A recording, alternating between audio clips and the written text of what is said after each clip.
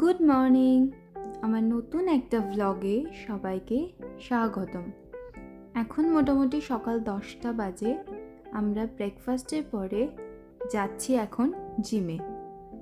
আমাদের বাড়ি থেকে জিমের দূরত্ব মোটামুটি 15 থেকে 20 মিনিট। বাড়ির সামনে থেকে ট্র্যাম নিয়ে আমরা এখন নামলাম। ট্র্যাম স্টপ থেকে জিমের দূরত্ব হাঁটা পথ 2 মিনিটের। এখানকার বেশিরভাগ মানুষই স্বাস্থ্য সচেতন এবং এখানে প্রত্যেকটা গলিতে গলিতেই বেশ বড় বড় জিম রয়েছে।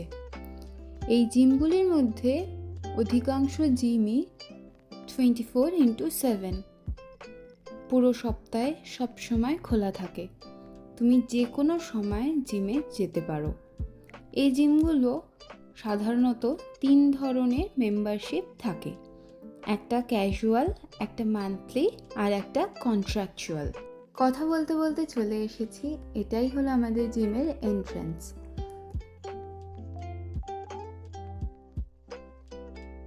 বাদিকেই হলো রিসেপশন। এখানে আমরা আমাদের কিউআর কোড স্ক্যান করাই নিজের ফোন থেকে। তারপর এখানে ডিসপ্লেতে শো করে আমাদের জিমের মেম্বারশিপের ভ্যালিডিটি আর কতদিন রয়েছে। আমরা জিমের মান্থলি প্যাকেজটাই নিয়েছি। এটার জন্য আমাদেরকে প্রত্যেক মাসে $80 পে করতে হয়। এই $80 আমাদের ভারতীয় টাকায় মোটামুটি 4,500 টাকার মতো পড়ে। এই জিমটায় 2টো ফ্লোর আছে। ওপরের ফ্লোরে ডান দিকে রয়েছে কার্ডিও সেকশন আর বাঁ দিকে রয়েছে ওয়েট ট্রেনিংয়ের ব্যবস্থা। নিচের ফ্লোরটা পুরোটাই কার্ডিও সেকশন। এই জিমের পক্ষ থেকে ওরা নানা রকম ক্লাসও আয়োজন করে, যেরকম বক্সিং, যোগা, বডি পাম্প, এগুলো সবকটাই আমাদের মান্থলি প্যাকেজের মধ্যে ইনক্লুডেড।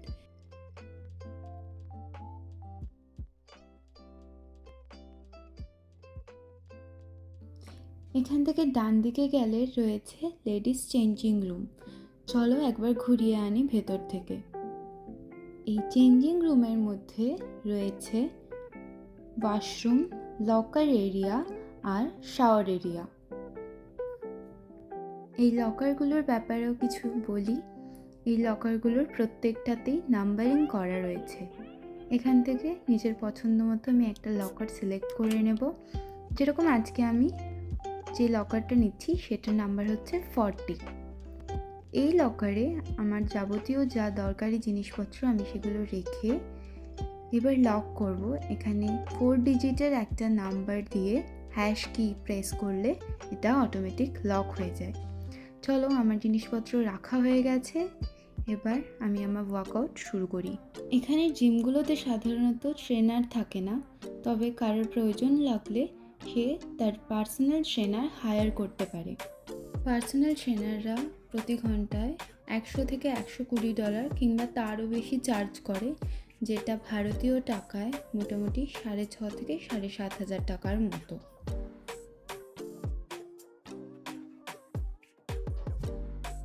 আজকের ওয়েদারটা খুবই সুন্দর। সুন্দর রোদ উঠেছে, সঙ্গে অল্প অল্প হাওয়া দিচ্ছে, আর বাইরে দেখতে পাচ্ছি লোকেরা আবার ফিশিং করছে। এখানের লোকজনেরা মাছ ধরতে খুবই ভালোবাসে। আমি তাড়াতাড়ি আজকে ওয়ার্কআউট শেষ করে ফেলি, এরপর বাইরে গিয়ে কিছুক্ষণ মাছ ধরা দেখব। এখানে সবসময় এত ঠান্ডা, হঠাৎ করে রোদ উঠলে মনটা এত ভালো হয়ে যায়। আজকে দেখো ওয়ার্কআউট করতে একদম ভালো লাগছে না, বারবারই জানলার পাশে চলে আসছি।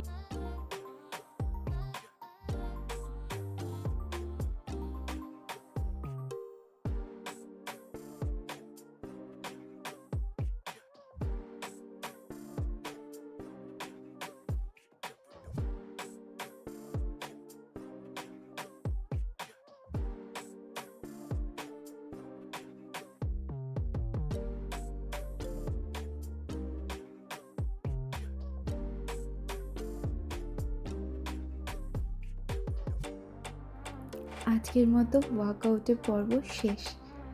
চলো আমরা গিয়ে একটু ফিশিং দেখে আসি।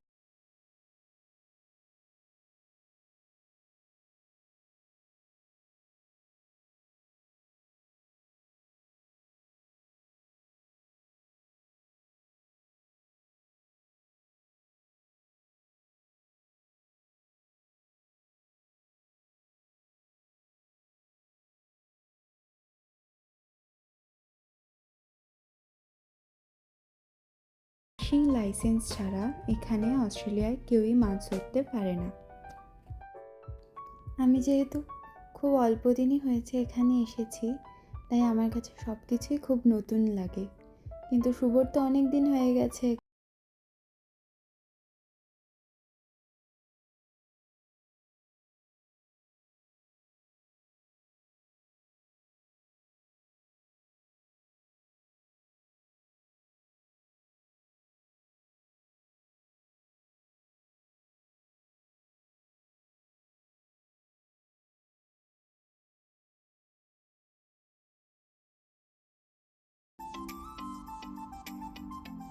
তবে আমি লক্ষ্য করলাম ওরা এই এক ধরনের মাছই তুলছে।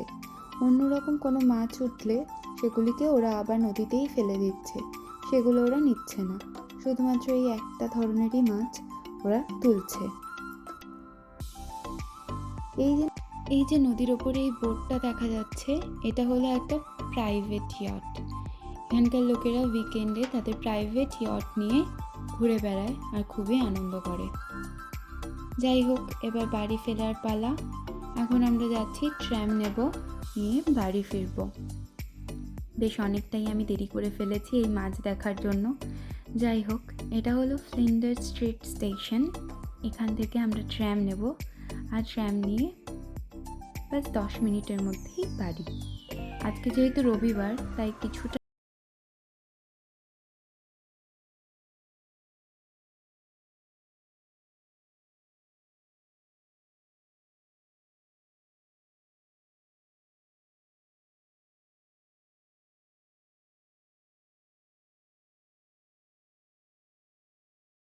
শুক্রবার রাত শুরু হলো মানেই একটা উৎসবের মরশুম শুরু হয়।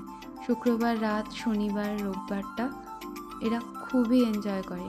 রাস্তাঘাটে অন্য রকমেরই আনন্দ লোকের চোখে মুখে দেখা যায়। যাই হোক, আমরা এখন বাড়ির পথে। ব্যাস কিছুক্ষণের মধ্যে ট্রাম আমাদের বাড়ির সামনে স্টপেজে নামিয়ে দেবে। তারপর ওখান থেকে হেঁটে 1 মিনিটে আমাদের বাড়ি।